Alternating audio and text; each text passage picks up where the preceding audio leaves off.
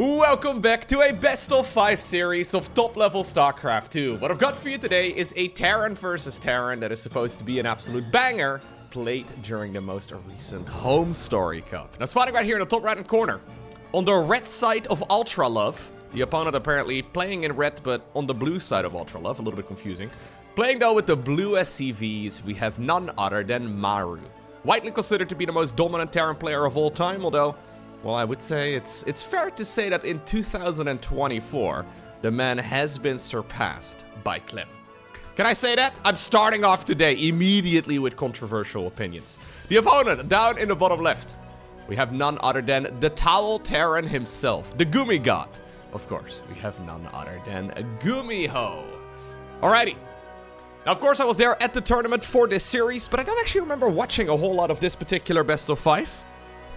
The thing is, right, and this goes for a lot of StarCraft fans across the board, I believe, generally speaking, the mirror matchups are just not quite as exciting to watch.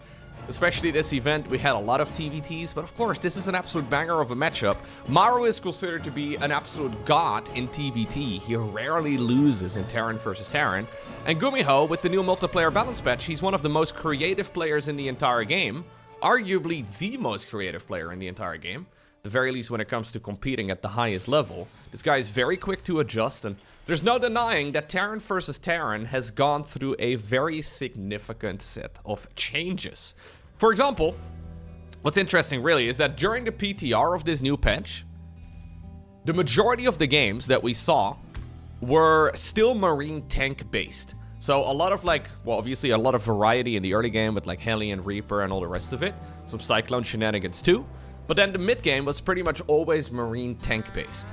It seems that during HomeStory Cup, and I don't even really know exactly if this is something that GuMiho prepared in advance or if he just figured it out while the games were going on, but it seems that during HomeStory Cup, the new Cyclone, or I guess I should call it the old Cyclone, has been much more figured out, as we saw a lot of Cyclone Viking-based unit compositions.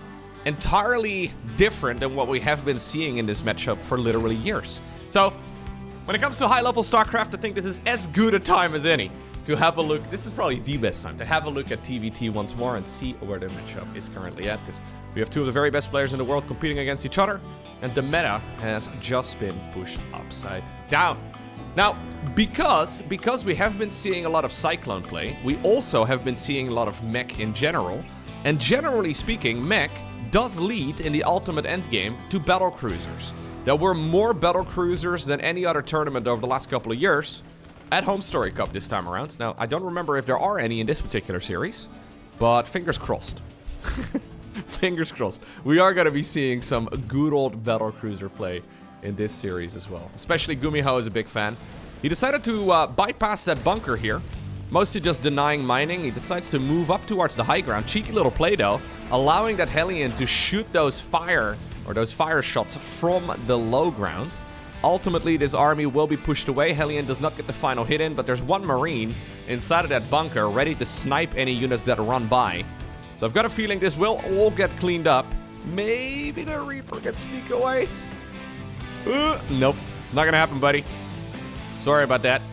Your jetpack should not have been boosting up. It should have just gone straight forward instead. You would have been able to escape that way. Anyway, Banshee coming up right now on the back of this, and then we also have that good old Cyclone. So to clarify, this is the Cyclone that we used to have way back in the day. This is the Cyclone that we had in StarCraft 2 for many years, until they decided to adjust it, and adjust it, and adjust it, and adjust it again. This is a unit that has been changed more so than any other unit over like the last 5 years, and then it got reverted back to the version that we were playing basically 5 years ago. It's funny because obviously the game has moved on since that point. Obviously the strategies still evolve all the time. And yeah, even though it looks like a Cyclone and it's named a Cyclone, it really doesn't behave the way that a Cyclone usually does if you're used to the previous version of it. One of the big changes, for example, or one of the big reversals, for example, as we do see the Banshee getting intercepted here, is that lock-on ability has a range of 15. So you can lock onto a target and then back off for like what seems to be about a screen and a half away. The Cyclone can lock on and snipe units from a very long range. What's also pretty cool about it cool slash maybe frustrating if you have to play against it, is that every single one of those lock-on shots is considered to be spell damage. And spell damage in StarCraft 2 ignores armor upgrades, meaning that you basically have flat damage coming out of the Cyclone for a lot of its damage output, and therefore when you play against Mass Cyclone, it may just be better to skip armor upgrades altogether and also focus your unit composition on mass damage output instead.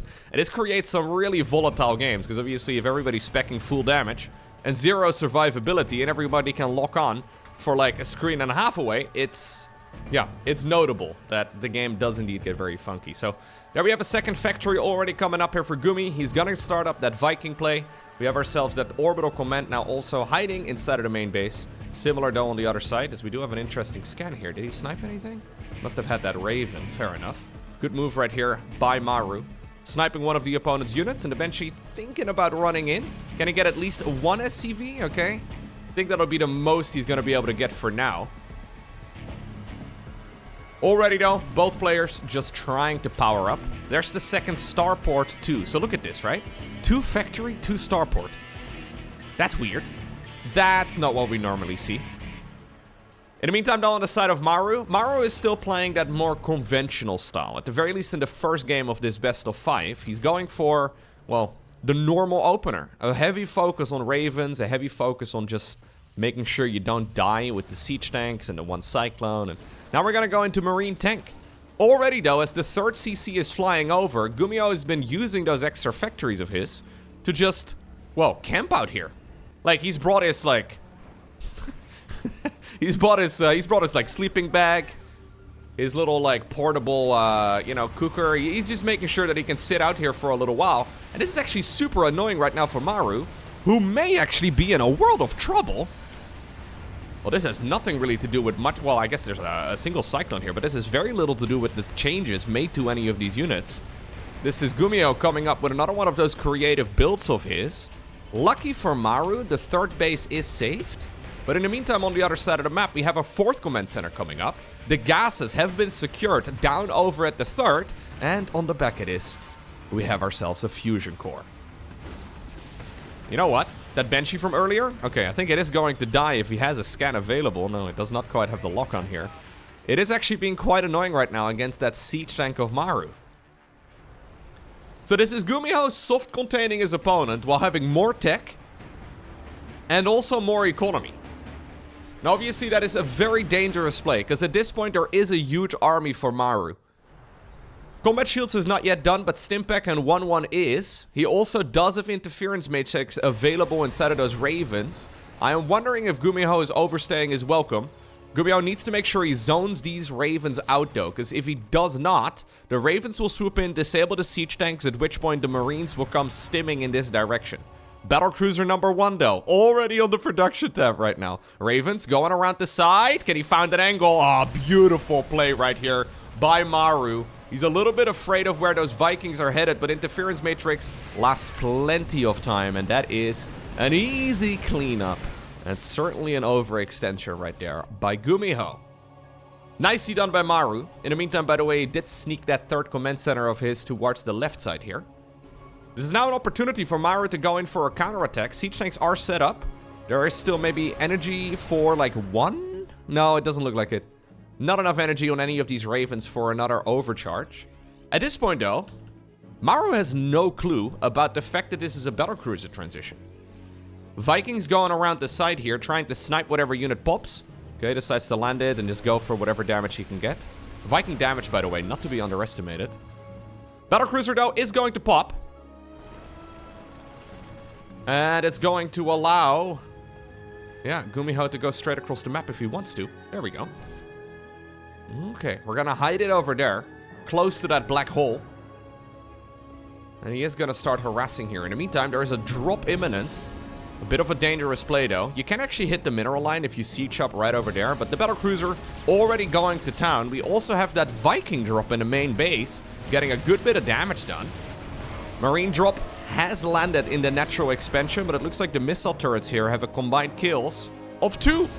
So that is going to, yeah, shut down that Marine drop from Maru quite easily.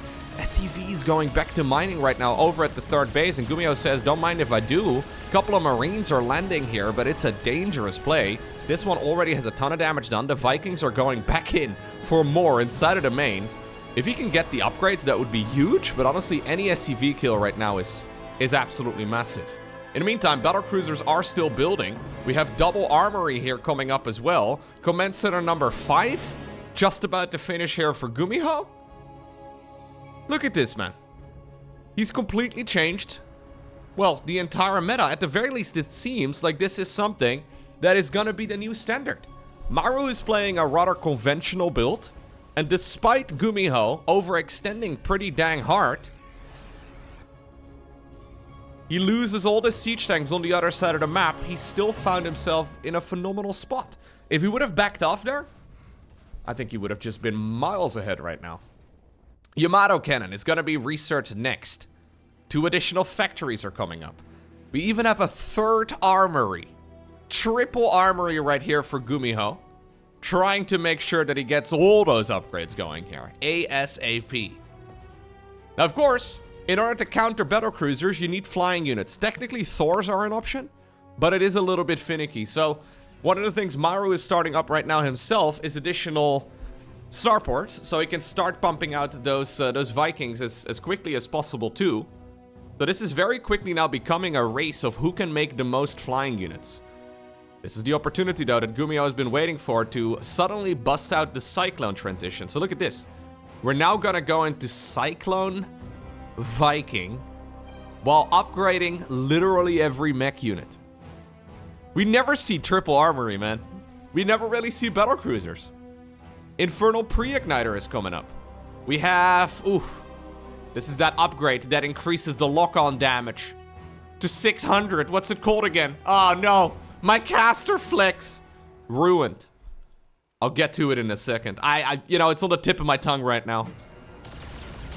You could just call it the Cyclone upgrade. But, you know, that would not be nearly as cool as the actual name of the upgrade.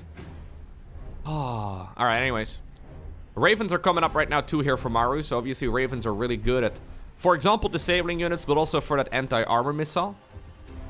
The Marines are obviously also a great unit to be using against all of those flying troops, but suddenly, man, you blink twice. GuMiho was very focused on flying troops, but he apparently also was building up quite a siege tank count. 12 of those in total right now. Vikings are added into the mix. He needs to find an opportunity. He doesn't really have any spellcasters here. That one Banshee, by the way, from the early game, the one that did very little, looks like it's still around. It is running dangerously low. Gonna be driving it ever so slightly further forward. Battlecruisers in the meantime gone around the left side of the map. Okay. Maru's doing a good job though, hanging in there. Like he's been in some trouble for a while. BCs, by the way, decide to join in the fray as well.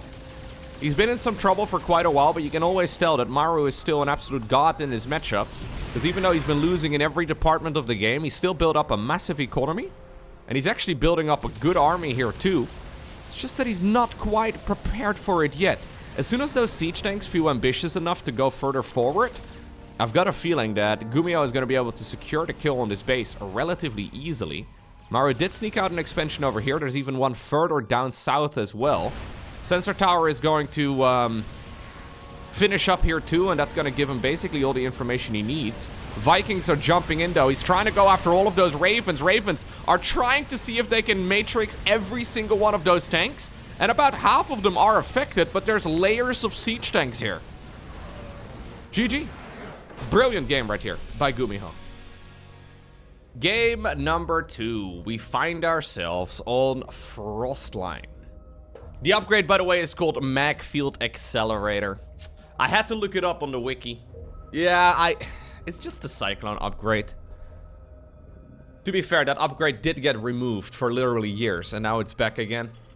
It's very good. It's very good. So in case you're wondering, Mag Field Accelerator, 100 minerals, 100 gas, and 100 seconds to research. Pretty good. It increases the Cyclone lock-on damage, dealing 600 damage over 14 seconds. It gets those nice little red LEDs, these red headlights right at the very front. Maru decides to mix it up right here on Frostline. He's decided to go for the 2 proxy racks on the other side of the map, and We'll have to see how well GuMiho can deal with this. This is one of those things that can just win you a game straight up, where you're not paying very close attention. It's a dangerous play, though.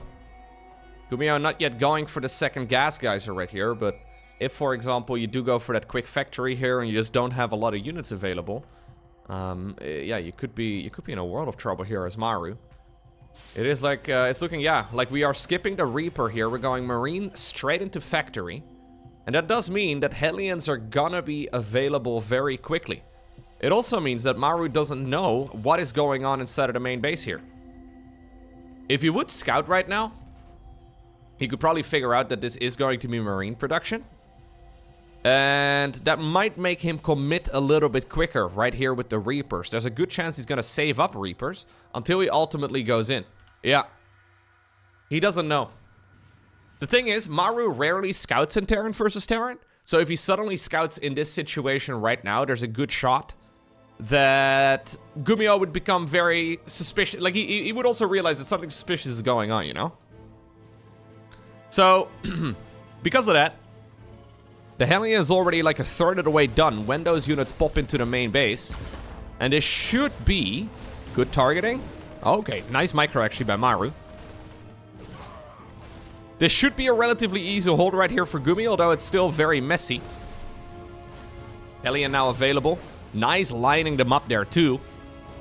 Maximizing the damage that the single Hellion could deal, and well, that does drastically slow all of this down. Lucky here for Maru, the command center that GuMiho is building is on the low ground. He's unlikely to get the kill on this, of course, but he is slowing it down quite a bit, and that's going to allow the Terran player in blue to catch up as far as the tech goes here a little bit easier.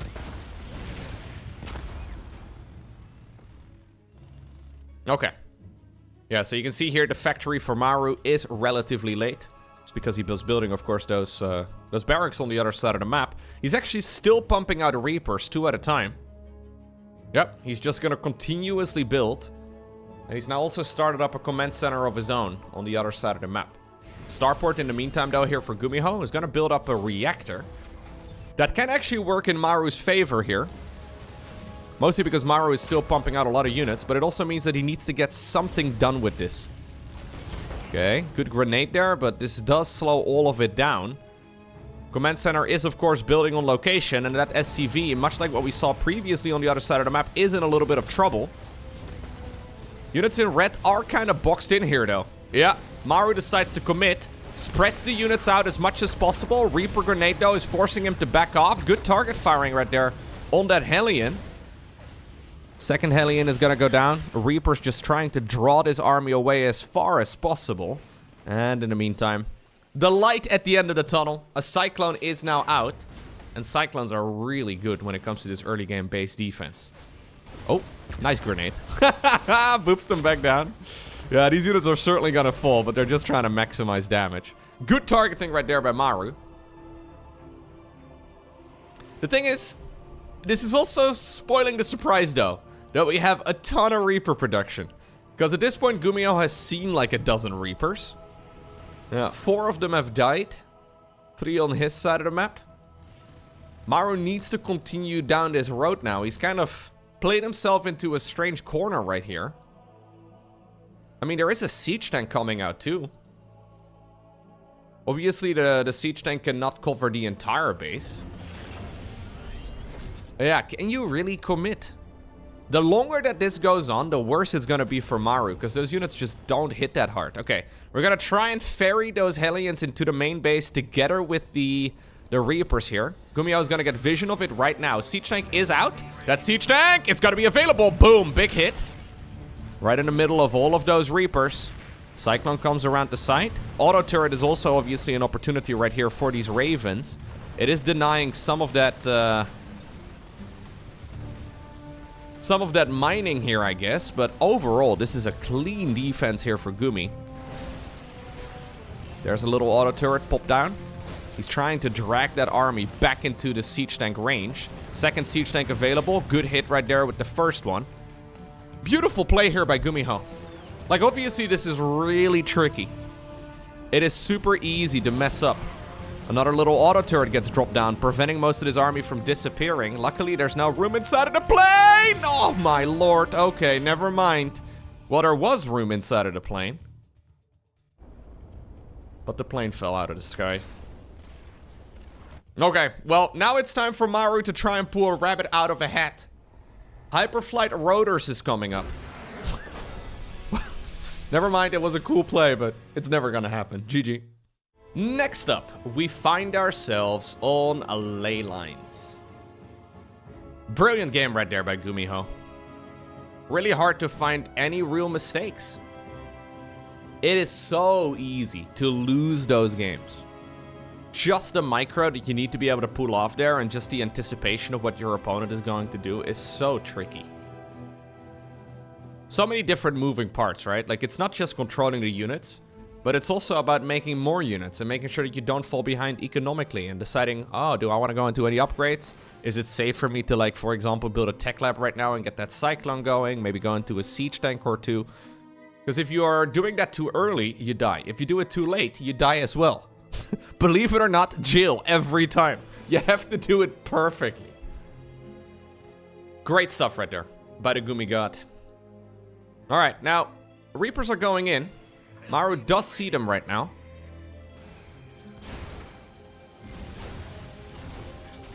Ooh.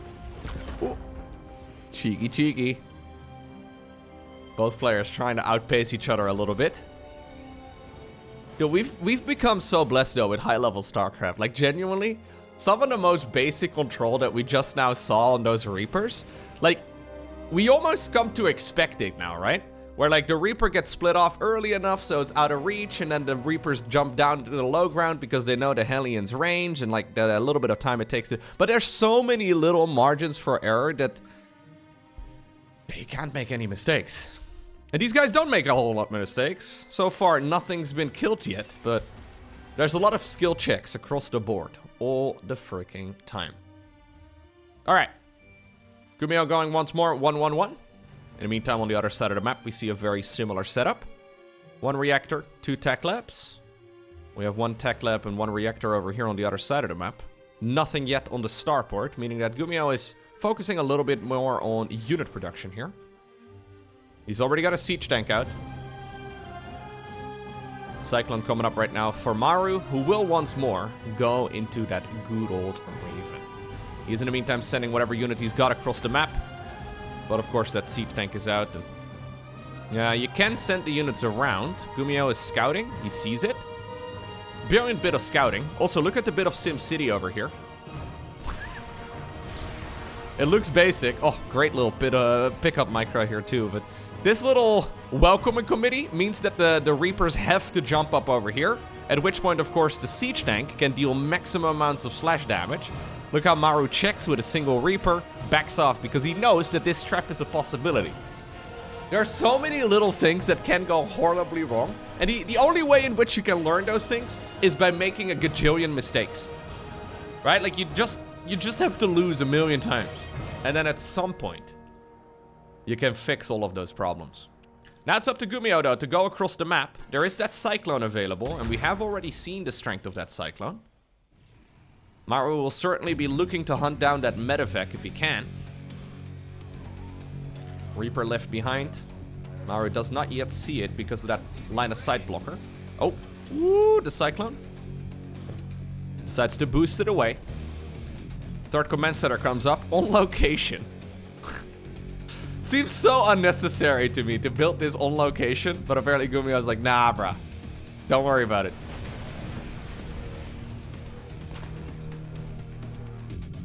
Could build it right over here.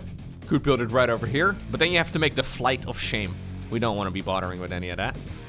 GuMiho is on, he's gonna go ahead and do a cheeky little drop over here. Right below the main base. Medevac is still available, of course, to ferry units inside of the main too, if he wants to. The Viking count is in favor here of Maru. So it's best here for GuMiho to back off. Ooh, he unsieges everything. Both players unsiege everything. Both players re-siege everything. Auto turret goes down. A little bit derpy there on one of those. Vikings land on the ground for both sides. But there is just way too much stuff right here for Maru, it seems. Although I say that, that siege tank at the bottom was living for a long time. Reinforcing siege tank does come in. Now, this is going to be enough here for Maru to push this away. We have some new Vikings that were just rallied across the map too. But they mostly just have to run. Alright.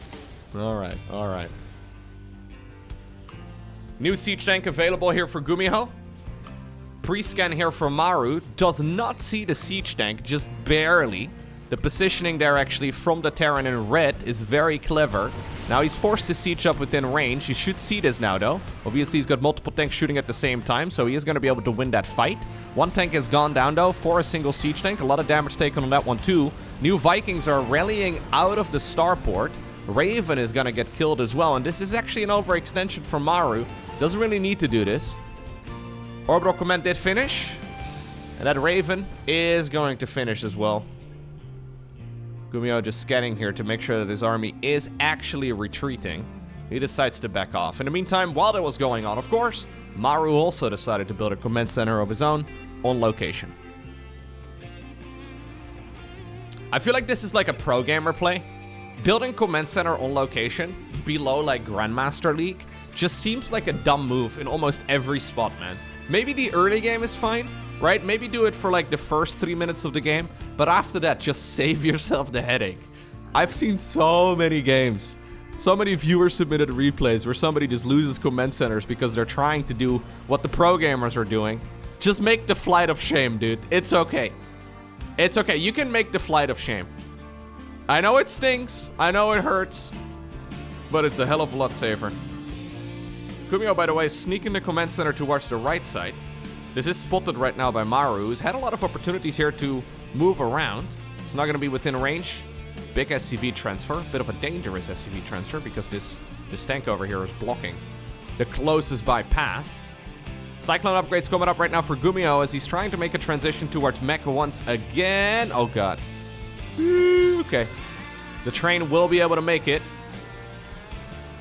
SCVs, though, are pulled away. They just feint going to the third base. Instead, they're gonna be used as a shield. It looks like it wasn't really necessary, though. Plenty of units available for GuMiho, as Maru is already expanding towards a fourth. Maru right now making a transition towards mech. Double armory coming up. Another factory here is building. We have a fourth command center, of course, building here too.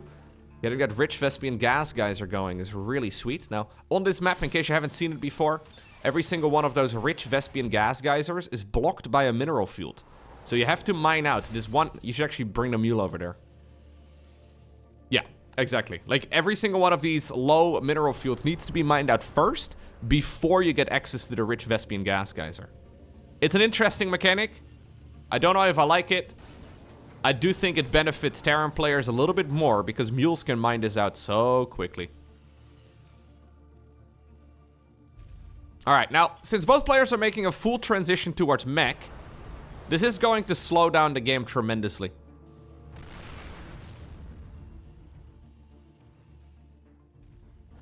We have a command center building here for Maru, who secured himself a nice advantage. But this is what Maru does better than any other Terran out there. When he is ahead, he is not afraid to try and get more ahead. Of course, that also gives a lot of time, though, here to GuMiho. And GuMiho may just be using that as a greedy opportunity to make whatever transition he likes. We have a second armory coming up for him as well. He's going to go into full mech. This is now spotted by the Terran player in blue, although I'm sure Maru was already aware of that. The red headlights have been turned on. Oh, you can kill that easy.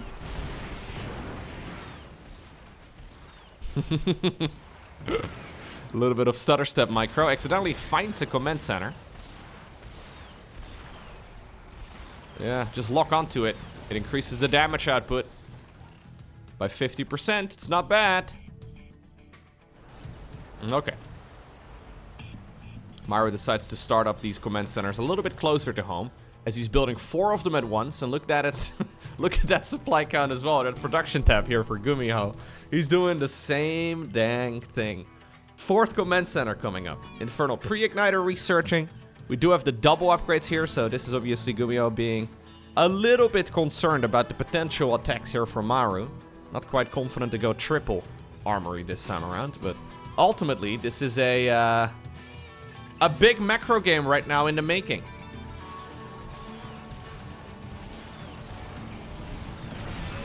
Okay. Sensor tower, after the patch, not quite as easy to reach. Much easier now for the Cyclones to get rid of it. A couple of Liberators up in the air as well, ready to push this away. Apparently GuMiho, content with the amount of factories he's got, he's decided to retire the barracks to just a spotter unit right now. 4 additional starports coming up. So apparently this is how GuMiho believes he can easily get back into the match. Just build all the infrastructure.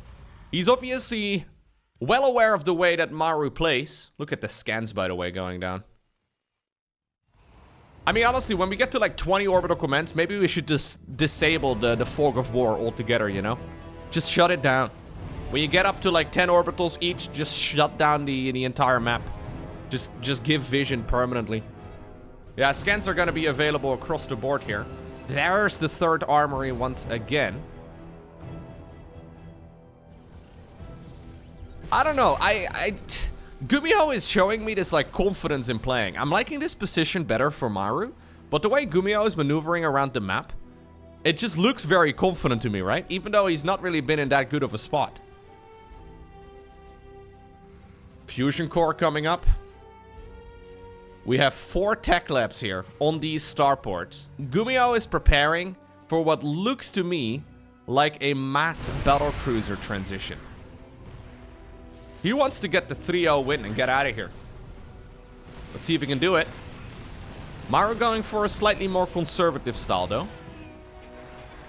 Yeah, focusing more on the Ravens. Obviously, this can also just be for Raven play.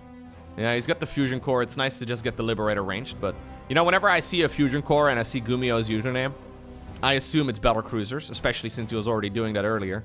Gonna focus on a round of Ravens here for the time being.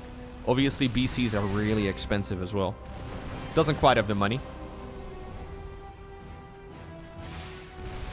Ooh.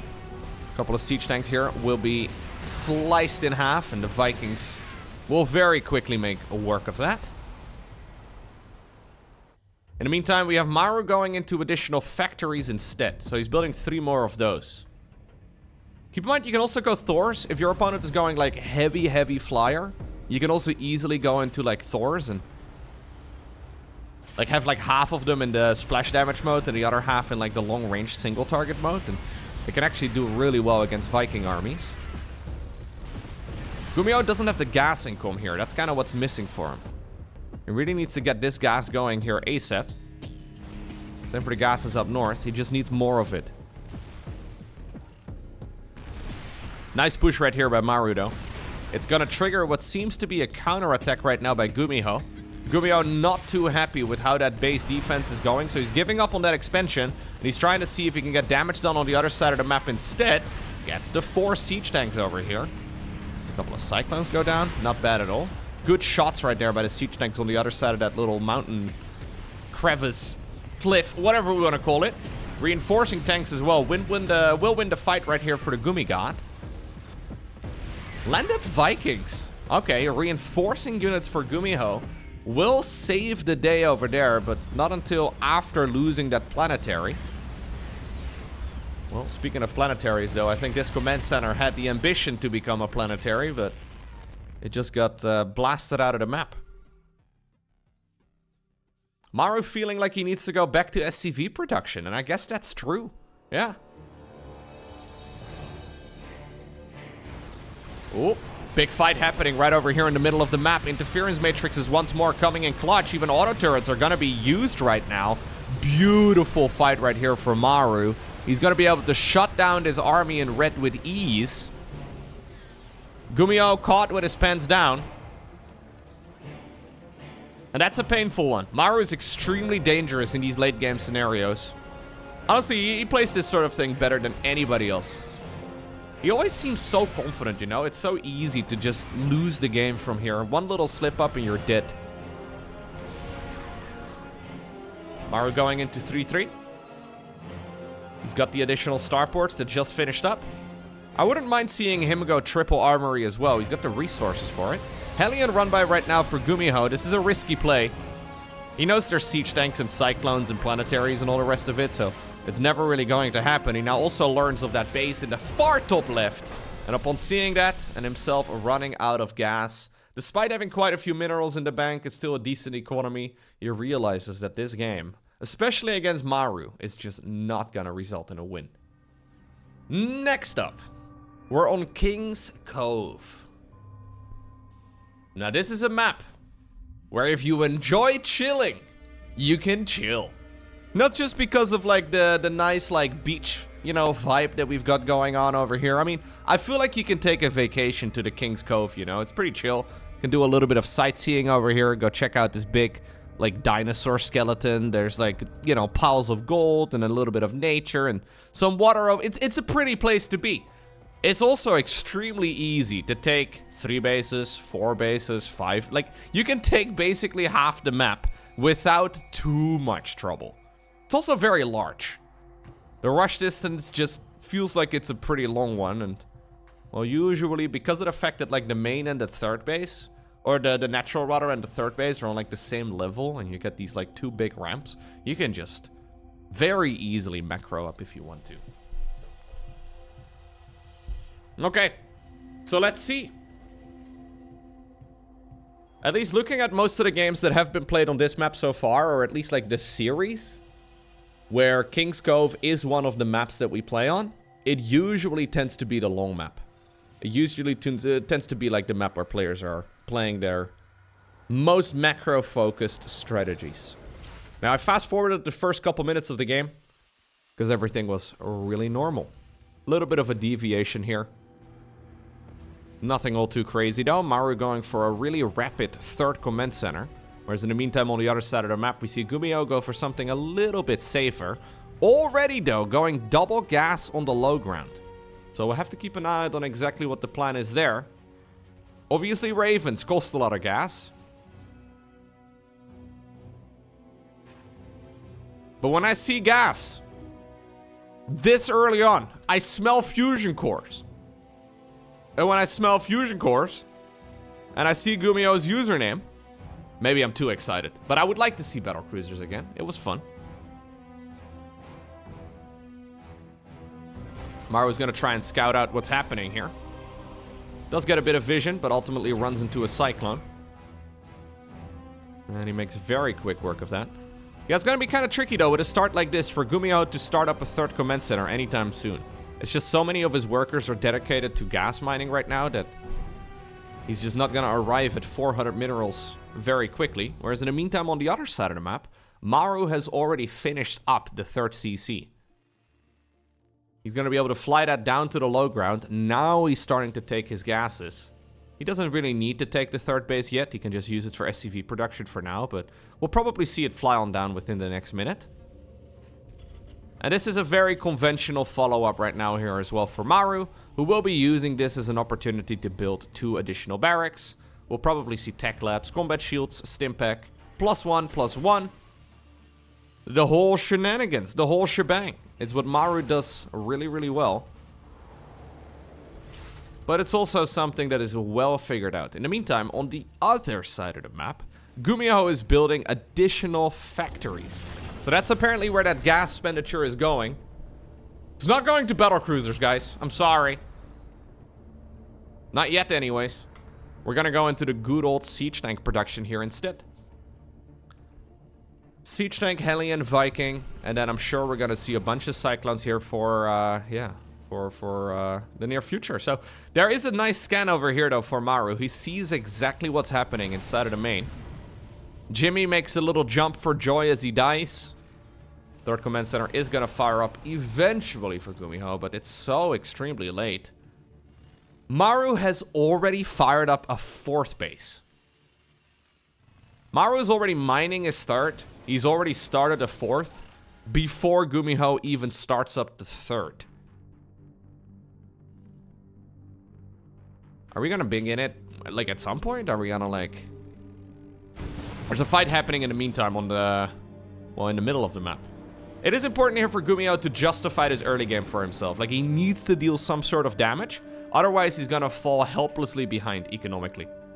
Third CC starts now, but he effectively needs to kill a third base worth on the other side of the map in order to justify this. And it's so hard on this map. Now, he does have an awful lot of units. Interference matrices. Looks like Maru is thinking about just giving up on this position, although it's a bit of a fake out. Auto turrets are dropped across the board. We do have a couple interference matrices on the siege tanks in blue. 15 SCVs have already died, though. These tanks are soon gonna wake up again. We have more energy here for GuMiho, who wanted to drop a couple auto turrets there to seal the deal. Okay, Jimmy. Bit of pre-splitting as well on these units. Fourth command center, by the way, is nowhere to be seen anymore. And it looks like GuMiho actually manages to deal enough damage to justify this opener for him. That was by no means the perfect engagement for him. But maybe it was a little bit too greedy right here for Maru, although he's thinking otherwise. Cancels the fourth base, restarts it up inside of the main. He does lose 19 workers in the process, but I don't even hate this. I don't even really hate this right here for Maru. He was so greedy that he kind of needed to have a little bit of a reset. And now that he got that reset, the game is mostly even. Now, I say that. There is more infrastructure right here for GuMiho, right? So he's been upgrading a little bit more. He's been able to transition a little bit easier, too. And he is going to be able to get away with playing Terran mech.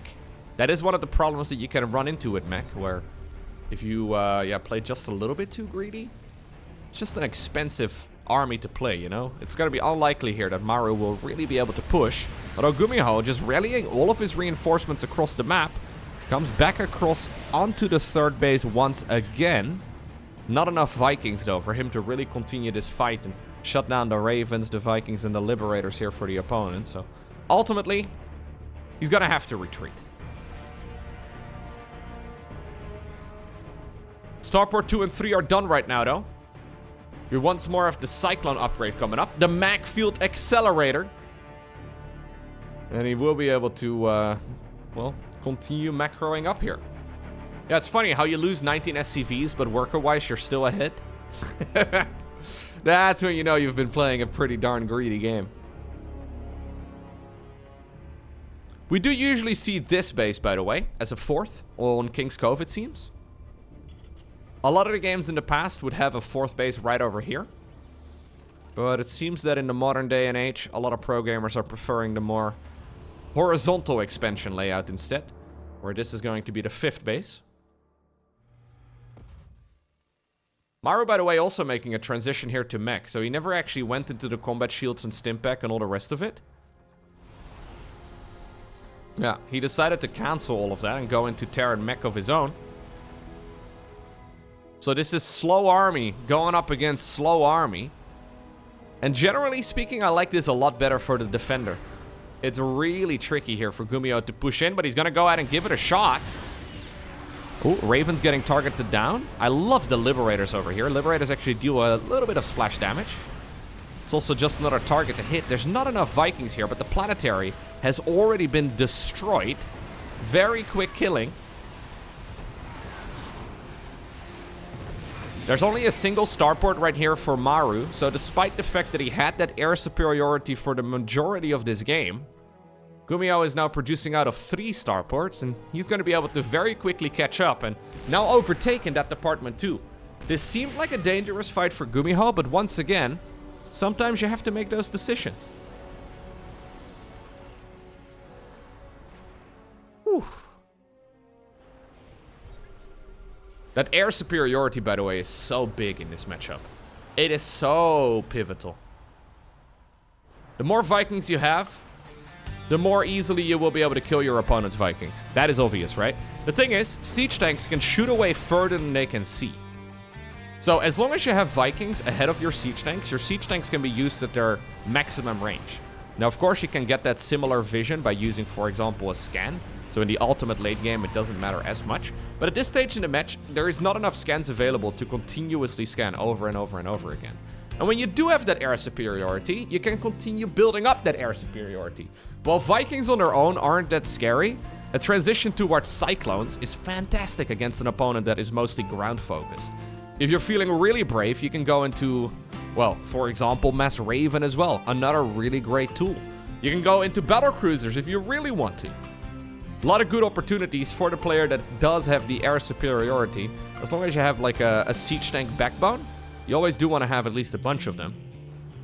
You can continuously dominate the battlefield. Like, he could make a couple of cyclones, or sorry, a couple of liberators right now. And the liberators could just dominate the siege tanks. Look how far these Vikings are chasing.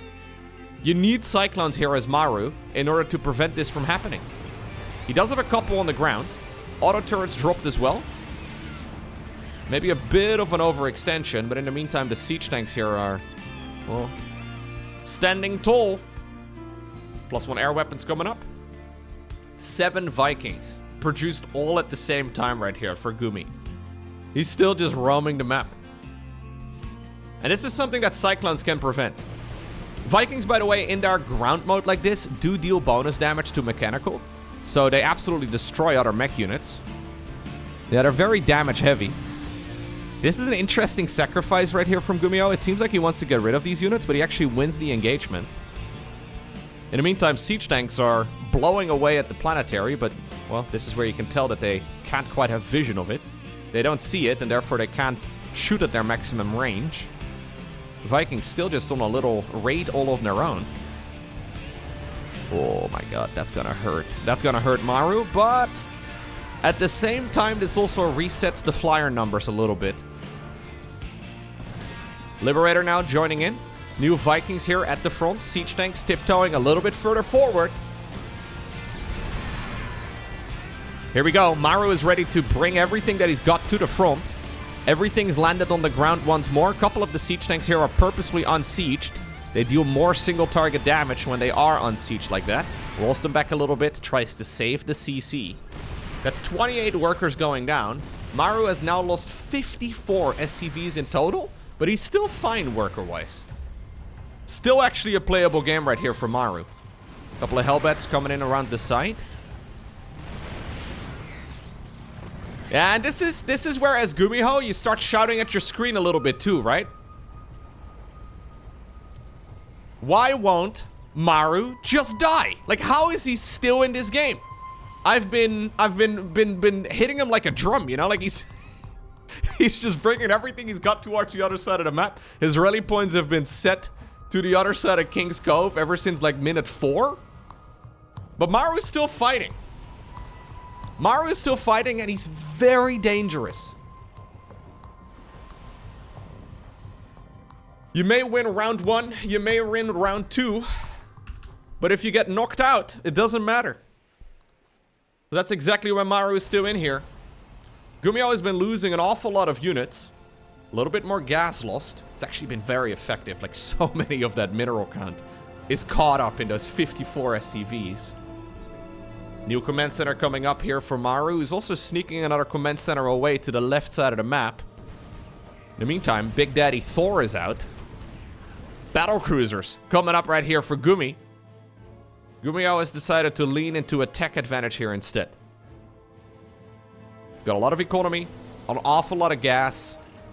He's going to be able to continuously gobble up all of the bases on his side of the map, and he's hoping he can maybe catch his opponent off guard with an entirely different army. God, isn't TVT fantastic? Seriously, though. I know there's a lot of people that will, like, purposely skip this because it's like, it's Terran first Terran, I don't care. Genuinely, this is some proper StarCraft. Like, this is real strategy gaming over here. So hard to play. Anyways, skill expression, I guess, is a good way to put it.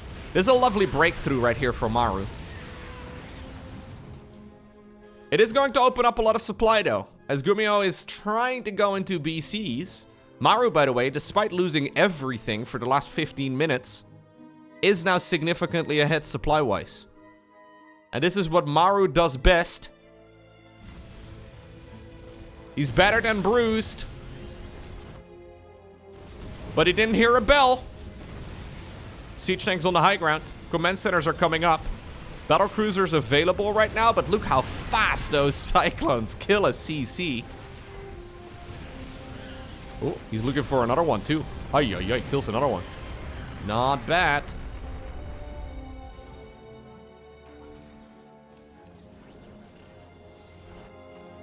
Okay. More factories. Factories 6, 7, and 8.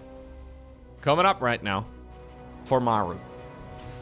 He's building up a sensor tower here together with a bunch of missile turrets. A little bit afraid of those roaming BCs.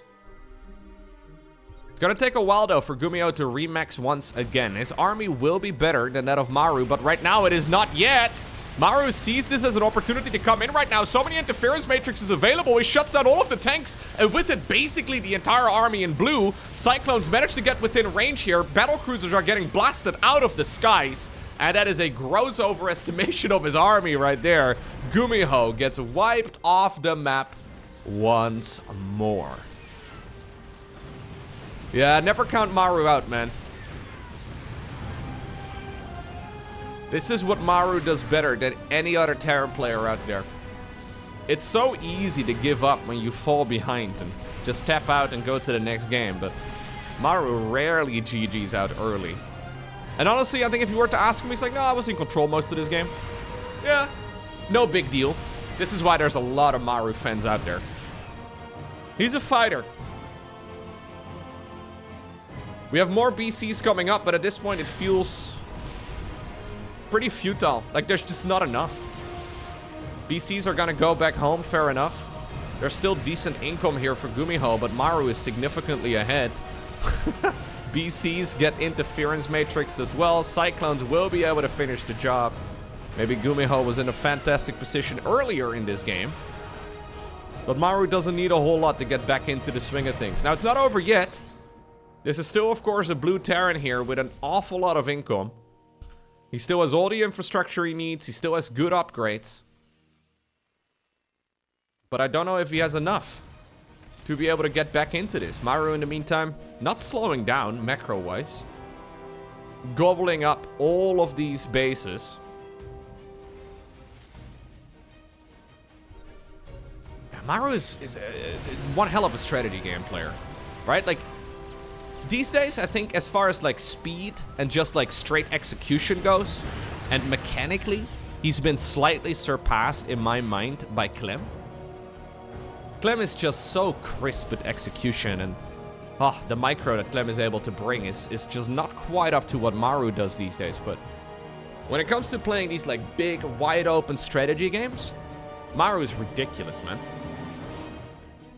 Constantly, seemingly at least in control of everything that's happening, despite being far behind. Seemed to me like he was ready to tap out a couple times already. But he's looking pretty good now. GuMiho has landed a lot of his mules, though. How many orbitals do we have? 7 orbitals. That's actually really good. He's got more orbital commands here than Maru. So GuMiho is now forced to play a more defensive posture. Look at the amount of scans going down, though. Left, right, and center. All over the map. +3 air weapons coming up for GuMiho, who's trying to build a bit of a death ball. Problem for him is he doesn't have gas. Like, his gas count is just not sufficient. Maru starts up a base right over here. Look at the minimap. Look at that freaking minimap. Here we go. Maru coming in with the killing blow. Trying to see if he has enough right now to destroy the leftover remnants here of GuMiho. And I think this may just be enough.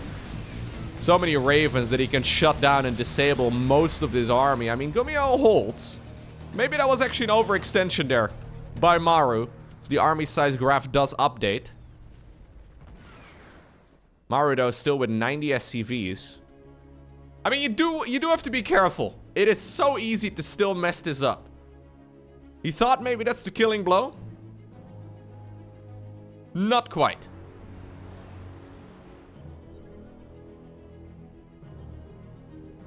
This is that final round in a boxing match, you know? Where the game has been, it's been played. Everybody's bleeding, everybody's hurt. Stamina is also becoming a real issue right now, where in StarCraft 2, maybe it's not so much physical stamina, but it's certainly mental stamina. These are extremely draining games to play. But both of them are hanging in there. Lucky for us, it doesn't have to go to a referee. This will be decided, one way or another. Couple Hellions trying to sneak around the site. GuMiho forced to make those here because he doesn't have any other mineral dump. I mean, he could make another command center, I guess, but he's thinking maybe I could roast a mineral line or two. Coming in around the site right now. This is a very ambitious base by Maru, and one, honestly, that feels a bit silly.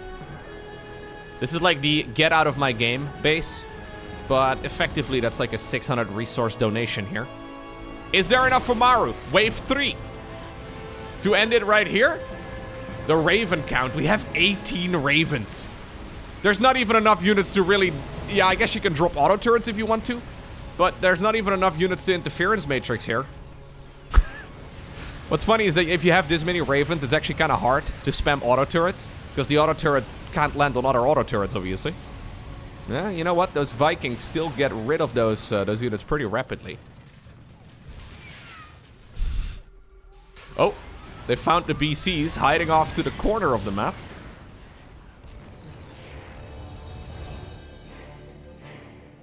I think he went a little overboard. I think he went a little too ham with the Raven count. 18 Ravens, very expensive, and a little bit too much. In the meantime, this is a nice base right here for GuMiho. Because he's got about a gajillion mules mining, he's gonna be able to, I think, pull ahead as far as the income goes as soon as this updates again, although he doesn't quite have the worker lead. Yeah. We will be seeing the income advantage now dip in favor of GuMiho temporarily, because he's not using the scans 17 times over. Instead, he's mining with those mules. Now it gets spotted. Maru decides to disable the Fog of War once more. 3 additional command centers. Maru feels like he needs them. Huh. You only build command centers if you feel like the game is still gonna go on for another, you know, at least like 5 to 10 minutes. I guess he had enough money for it. He's gonna once more disable those siege tanks, and that's what's making this Raven squad so dangerous. GuMiho just can't make a big expensive unit because it is gonna get disabled with the interference matrix. This planetary is likely to go down as well. We have another interference. SCVs don't have enough gas remaining here to repair, so they stopped working. Battlecruiser gets disabled. Siege tanks go down. Auto turrets get dropped out on the ground. And this is Maru saying, get out of my freaking game. GG. And that means that it all comes down to this. The rubber match. After Maru fell 2-0 behind in this series, he's managed to even up the score. Final game. It's taking place on Abyssal Reef. And I can imagine that has been a painful one for GuMiho. Because he had everything. He had everything in that previous game to win. But then he just got outskilled. And that is the worst feeling. Obviously, there's little mistakes that you could look at and you're like, oh, I should have done that differently. I should have done that a little bit better. But when you get out-strategized, that's rough.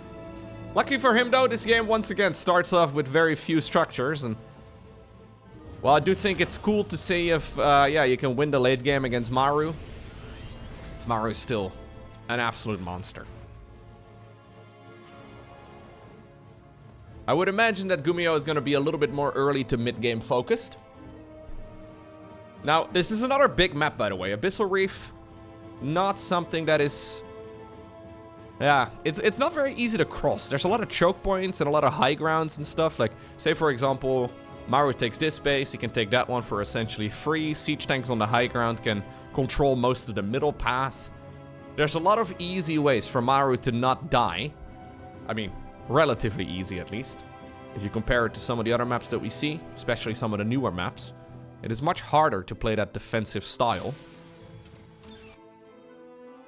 I was thinking, by the way, it is kind of curious that the new multiplayer balance patch, one of the main goals that it outlined at the very top of the patch notes is that they're trying to reduce turtling, and then the maps that they bring back from the olden days are Neon Violet Square, Abyssal Reef, and King's Cove. Like, those are some of the most defendable maps ever, man. Like, it's so easy to turtle up on those. At least relatively so. Anyways, it's okay. GuMiho sees this army coming in. Lovely little Hellion position there. Means that he's got some space here. Good movement here with the Cyclone. Siege Tank is coming up right now for Maru, who wants to see if he can actually deal a significant amount of damage here. But that interception here by Gumi has been beautiful. He does use the lock-on there on the Siege Tank. It's gonna give Maru the opportunity to at least bring his units back home. Okay. Yeah, some of the communication with the Balance Council and whoever decides the maps and all of the... It's really weird to me. I still have no idea who's in charge of maps. Isn't that nuts? I've seen a lot of very frustrated map makers, especially. Like, there's guys out there that have spent hundreds, if not thousands of hours making maps. Like, this is a real study. Making maps is not easy. Like, making maps is easy, but making good maps is really freaking hard. There's guys out there that have won multiple competitions. They have tried their best to make the most gorgeous and beautiful and, like, well-played maps out there. Tournaments have been played. Pro gamers have tested them. They've won competitions. Some of them have won thousands of dollars making cool maps. And then that map doesn't get chosen. Somehow we get Abyssal Reef again. It's not that I hate Abyssal Reef. I hate the miscommunication or the lack thereof. It's so weird to me, man. Anyways, the empty Medevac Scout does get sniped, and this is GuMiho an opportunity. This is giving GuMiho an opportunity right now to get a bit of work done. There are Cyclones available though here for Maru as well, so the Banshees do have to be very cautious. There is no like blink or well, there's no blink upgrade for them either, but also no cloaking upgrade. Oh, there's our big boy shark here somewhere again. There's a big-ass shark somewhere in this section of the map. Maybe we'll come across him again later.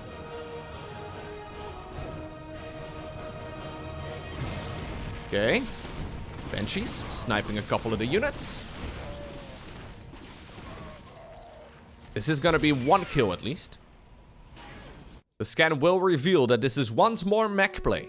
GuMiho not going for bio a single time. Isn't that cool?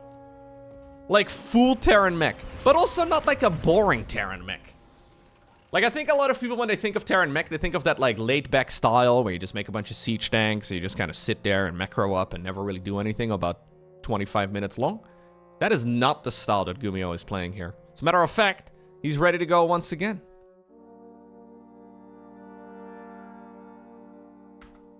Yeah, I think it's nice to see some of the old maps once more make a return. I actually think the maps they chose are questionable, but fair enough. It's just that there's zero communication. It just kind of feels like somebody was like, I like Abyssal Reef! I like King's Cove! So those are the maps for... Like, it seems really strange. It seems like one guy who just decided on it. I have no idea who it is. One guy was like, yo, this is what we want to do. Anyways. This is a lovely attack right here for GuMiho, though. Question is, how is he going to move up towards that high ground? He's going to be able to deny mining here. It is important, obviously, here for the blue Terran to not overextend, but with this many siege tanks, it is quite difficult for him to overextend, although he needs to be very careful. We do have interference matrix researched. Ravens have accumulated a ton of energy already. Yeah, I don't mind the idea here of GuMiho going back home. Or at the very least backing off for a little bit, regrouping, finding another angle. Maru is forced to scan. He wants to chase this down. He does have the Mag Field Accelerator upgrade right now.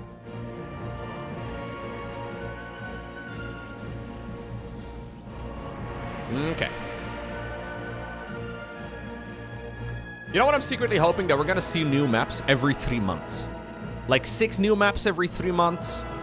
And then we swap out like, you know, 3 of the old ones and we go with some other blast from the past. If that's the case, I don't mind it. If we're once again with this map pool for like the next 7, 8, 9 months or so, then I think it's pretty bad. Not that the map pool is bad, but the lack of communication, you know? But there's so many good maps out there. It's not like we're lacking maps. Like, there's so many good maps that you can still play on that have never been picked. If we switch them out more regularly, we're not gonna run out for at least another 4 years, man. Anyways, here we go. GuMiho is feeling like maybe this is the opportunity. Yeah, it's dangerous, though. There's a sensor tower over here. You need to respect that interference matrix. Pushing into a siege top Terran Whoa, really, really rough. Now, Maru, this is, I don't like this at all. Maru goes for, oh, he sees it. Yeah, GuMiho sees it right now. That's a free kill. At least it's only 100 minerals, so not the end of the world, but that is a very risky play right there for Maru, and one that he really doesn't need to make. Yeah, just build it at home. Could even build it in the main base. He already has another CC in the main base that he's flying on down right now. GuMiho is constantly, though, roaming out on the map, and he's looking for an opportunity to strike. Every time we tap back to this army, it's gotten bigger. There's just not really that many high-tech units in there. Like, it's very siege tank heavy. So essentially what GuMiho's plan is to try and make so many siege tanks that they can't possibly all get interference matrixed. He's making so many of them at once. Maru only has 3 ravens. You can't really get all of them. So many tanks. So many tanks. The Viking count is looking pretty good as well. Ravens are getting targeted. Down. Okay, a couple interference matrices at the front, but here's the reinforcing troops for GuMiho going through that choke point. He's just been able to out-macro the Terran player in red. Maru trying to get those late-game upgrades going and trying to get, well, all of the tech that he would ever need for the rest of the game, whereas GuMiho is just pumping out the more basic troops out of Terran mech. He's finding an opportunity. He needs that high ground vision, but the scans will give him exactly that. Vikings in red, though, are going to land on top of all of those tanks in blue. Siege tanks will not be able to fire at that range very easily. This guy over here must have been responsible for killing like 3 of his friends. Still, though, GuMiho is breaking through, and there it is. GG gets cold. It's GuMiho who obtains the victory in this best of 5 series. And with this win, he moved on to the grand finals. Which is pretty insane. Honestly, phenomenal series of StarCraft 2. I hope you enjoyed it. If you did, please take the 1 second that it takes to hit the like button down below. And I hope to see you again tomorrow for another one.